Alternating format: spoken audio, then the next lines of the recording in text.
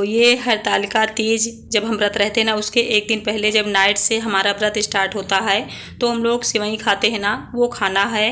क्योंकि इसका व्रत रात से ही शुरू हो जाता है। ये महुआ की मुखारी है, दातून, ये पान सुपारी और खीरा, इसे खा के तभी हम लोग सोते हैं। खाना खाने के बाद ये सब करते हैं, उसके बाद फिर पानी पीते हैं, तब सोते हैं। मतलब रात से ही व्रत हमारा स्टार्ट हो जाता है। उसके बाद फिर मैं मेहंदी लगाने लगी हूँ।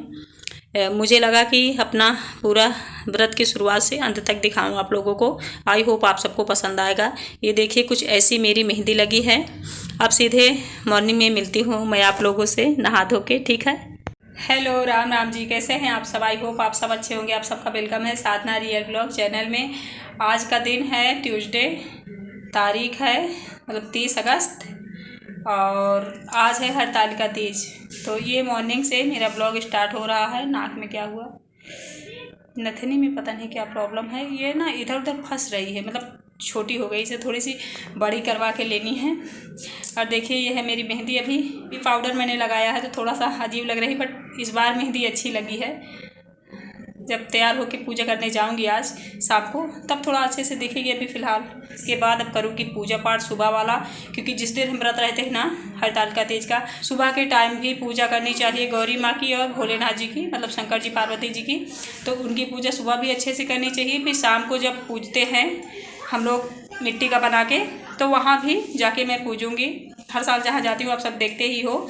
तो आज के ब्लॉग में बने रहेगा। आज थोड़ा सा ब्लॉग लंबा होगा बट बहुत ही अच्छा होगा, क्योंकि इसमें सब कुछ रहेगा। तैयारियाँ, कैसे मैं पूजा करती हूँ, कपड़े क्या पहनती हूँ, कैसे सजावट करती हूँ खुद की, कैसे तैयार होती हूँ, और सब कुछ। मतलब सुबह 9:30 बजे से भी ब्लॉग स्टार्ट हो रहा है। 9:30 बज गए हैं और शाम के 6-7 बजे तक का ब्लॉग रहेगा।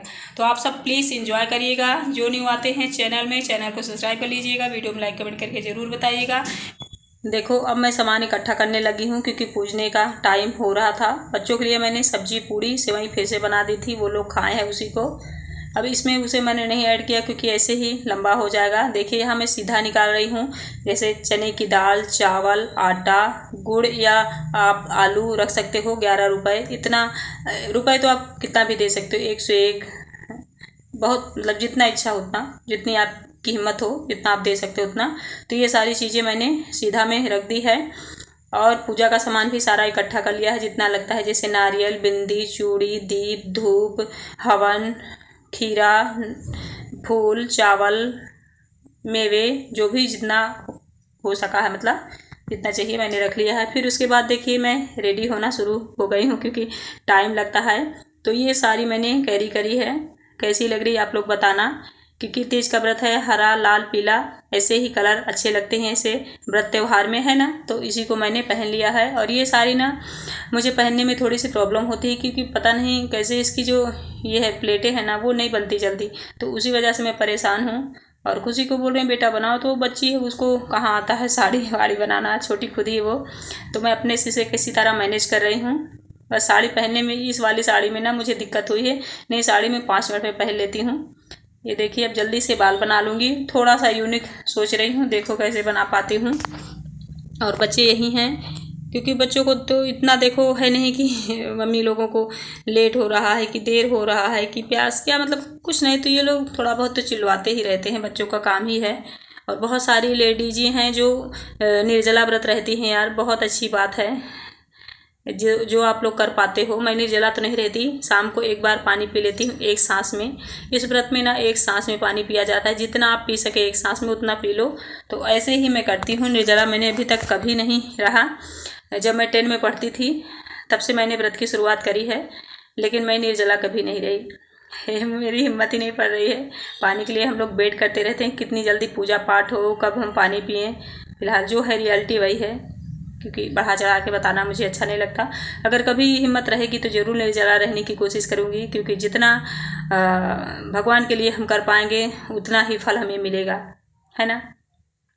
ये देखिए सिंपल सा रेडी हो रही हूँ। और मैं सोच रही थी मेकअप किट एक मंगा लूँ, लेकिन नहीं मिला। बस वही क्रीम, पाउडर, काजल वगैरह लगा ली हूँ। बहुत अच्छे से मेकअप करूँ उतना सामान ही मेरे पास नहीं था ना, मैंने मंगाया। मुझे लग रहा था मैं ठीक हूँ। मुझे ये लग रहा था ना कि चलो इतना ठीक है, बहुत ज़्यादा कर लूँगी तो क्या ज़्यादा अच्छी हो जाऊँगी। खैर फिर भी मेकअप करना चाहिए हमें अच्छा से अच्छा जितना हो सके, और हम जैसे रहते वैसे ही रहते हैं, बट तीज त्यौहार कुछ खास मौक़ों पे हमें सजावट करनी चाहिए, अच्छी बात है ये। देखिए बाल वाल मैंने बना लिया है, तैयार भी हो गई हूँ, सिर्फ महावर बची है नहीं, वो क्या कहते हैं रंग लगाना। और देखिए ये ब्लाउज मेरा ढीला हो रहा है, आप लोग देख रहे होंगे। इसे मैंने एक बार और इस साड़ी पहनी थी जब ललित का परीक्षा बयाना क्या था तब, और अभी फिर पहन रही हूँ। तो 2-3 मंथ के बाद से मैं देख रही हूँ कि मैं और ज़्यादा दुबली हो गई हूँ, क्योंकि ये ब्लाउज ना मेरे ढीला पड़ रहा है। चलिए फिर रंग वंग लगा लेती हूँ, फिर मिलती हूँ आप लोगों से। और बहुत सिंपल सा रंग लगाऊंगी, और चूड़ियाँ ये वाली मैंने पहनी है।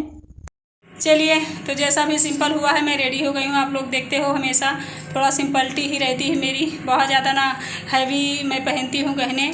जो मैंने डेली पहन रखा था ना बस वही पहन ली हूँ। तो चलिए चलते हैं मंदिर, क्योंकि काफ़ी टाइम हो गया है, आवाज़ नहीं निकल रही है। हम सब ना बिना खाए रह सकते हैं, पानी पीने में थोड़ी सी प्रॉब्लम होती है बट, और देखिए सब ठीक है।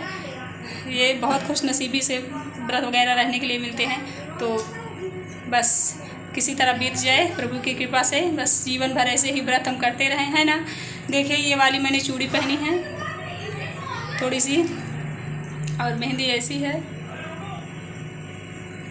शिवे जा रहा है और खुशी बोले मम्मी हम लोग भी चलेंगे, तो वो लोग भी चल रहे हैं। चलिए आप सब बने रहेगा, बहुत ही इंटरेस्टिंग और मज़ेदार ब्लॉग है आज का, ठीक है। चलिए कई बार मैंने आप लोगों से बताया ना कि मज़ेदार इंटरेस्टिंग ब्लॉग है, बट पता नहीं आप लोगों को पसंद आएगा कि नहीं। जो मैं कर पाती वो करती हूँ। ये कुछ ऐसा फाइनल लुक है, बाहर कुछ दिख रहा है, अंदर तो दिख ही नहीं रहा था। कितने भी बल्ब जला लो, लेकिन भगवान की जो रोशनी होती है ना वही परफेक्ट होती है।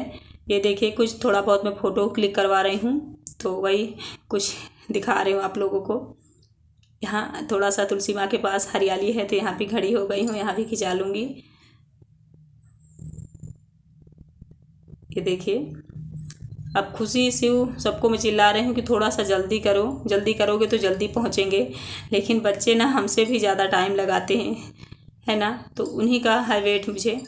चलिए चलें, आज तो काफ़ी टाइम हो गया। आज मुहूर्त 3 बजे से था, मुझको ऑलरेडी पता था, बट अकेले में काम करते करते ना मुहूर्त के टाइम में कभी भी कोई काम नहीं कर पाती हूँ, क्योंकि इतना सब कुछ संभालो, फिर अपना काम करो, तैयारी बनाओ, खुद का थोड़ा सा मेंटेन बनाओ। बहुत ज़्यादा तो नहीं, आप सब देख ही रहे हो, लेकिन इतने में ही कितना टाइम लगा है मैं ही जानती हूँ। सब बच्चे 2 घंटे लगा रहे हैं, पता नहीं क्या कर रहे हैं। चलिए फाइनली बच्चे तैयार हो गए हैं। यहाँ मैं 1 डिब्बा पानी घर से ही लेके जाऊँगी, क्योंकि कहते भी हैं कि घर से पानी लेके जाते हैं जब हम शिवलिंग में डालते हैं या भोलेनाथ को नहलाते हैं ना, तो इससे ज़्यादा पुण्य होता है। तो जो भी चीज़ें हमें जानकारी हो उसे हमें लाइफ में फॉलो भी करते रहना चाहिए, क्योंकि जानकारी अगर सिर्फ हमारे अंदर है, उसे हम बाहर नहीं निकाल रहे हैं, उसका हम यूज नहीं कर रहे हैं अच्छाई में, तो इसका मतलब है कि हमें उस ज्ञान का कोई मतलब नहीं है, उससे हमें कोई फ़ायदा होगा नहीं। ये देखिए सारा सामान मैंने यहाँ निकाल लिया है।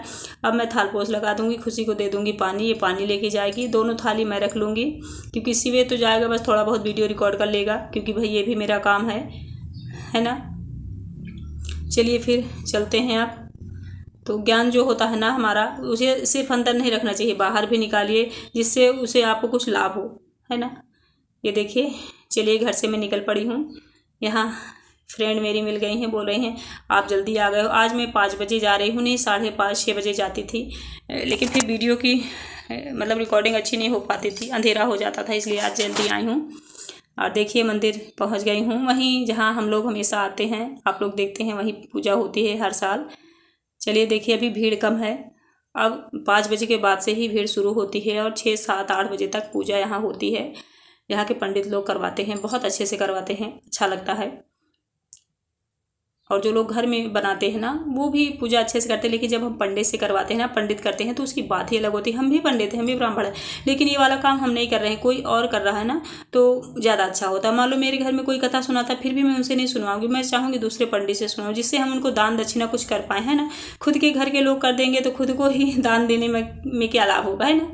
देखिए यहाँ मैं हर चीज़ डाल रही हूँ, जैसे जल, गंगा जल, चंद्रामृत, दही, दूध, भस्म, मतलब जितनी भी सामग्री सब कुछ भोलेनाथ को आज अर्पित करते हैं। माता रानी को श्रृंगार का सामान जितना होता है वो हम अर्पित करते हैं, है ना। और ये कहानी हम लोगों ने सुनी है, अभी पूजा करने के बाद सुनेंगे, और कई बार सुनते हैं तो याद है।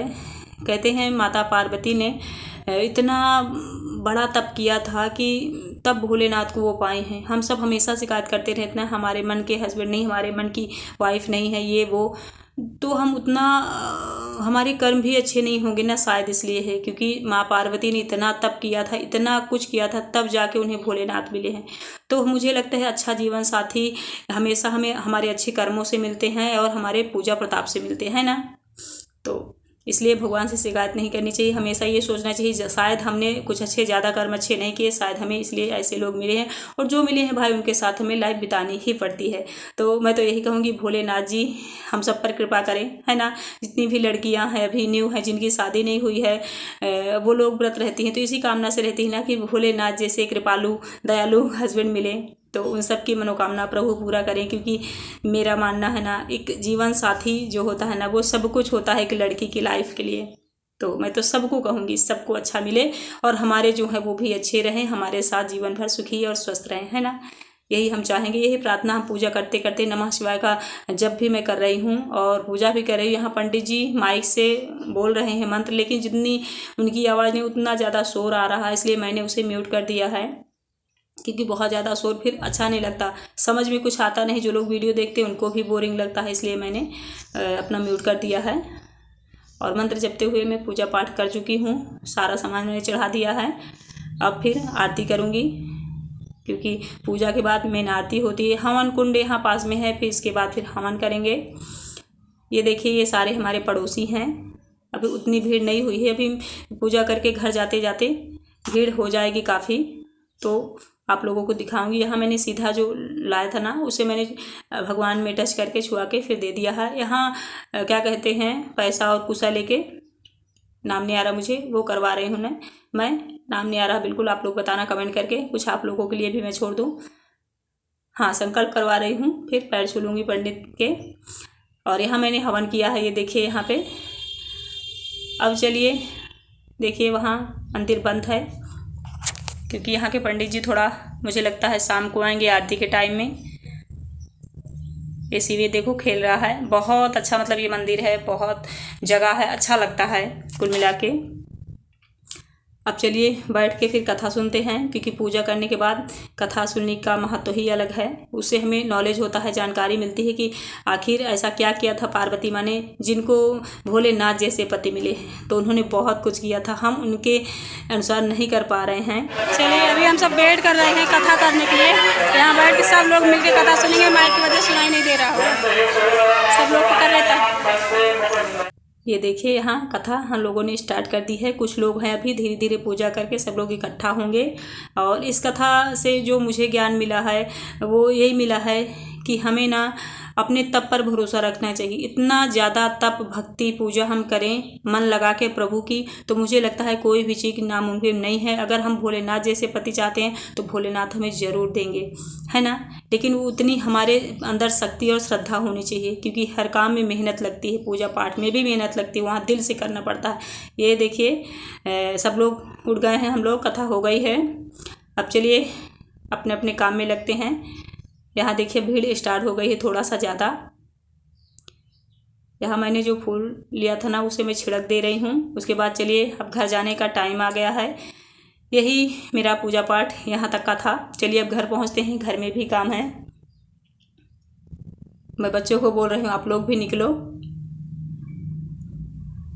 ये देखिए यहाँ मंदिर से जब हम एंटर करते हैं वहाँ से हम निकल के घर जा रहे हैं। और इस दिन ना हमारे यहाँ जहाँ मैं रहती हूँ बहुत ज़्यादा रौनक रहती है।